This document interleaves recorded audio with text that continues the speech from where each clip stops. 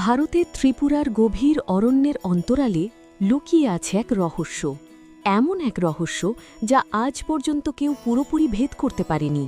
এই স্থানটির নাম ঊনাকোটি, যার আক্ষরিক অর্থ হল ১ কোটি বা থেকে ১ কম। কিংবদন্তি অনুসারে একবার দেবাদিদেব মহাদেব ১ কোটি দেবদেবীর বিশাল দল নিয়ে এক যাত্রায় বেরিয়েছিলেন। রাত্রি নেমে আসার পর তারা সবাই এই স্থানে বিশ্রাম নেওয়ার সিদ্ধান্ত নিলেন। মহাদেব তাদের নির্দেশ দিলেন, আগামীকাল সূর্যোদয়ের আগেই তোমরা সবাই জেগে উঠবে। কিন্তু পরদিন সকালে কেউই ঘুম থেকে জাগলেন না। ক্রোধে অগ্নিশর্মা হয়ে মহাদেব এক অভিশাপ দিলেন, যে ঘুমিয়ে আছে সে পাথরে পরিণত হোক, আর চোখের পলকে সেই সমস্ত দেবদেবী পাথরের মূর্তিতে রূপান্তরিত হয়ে গেলেন।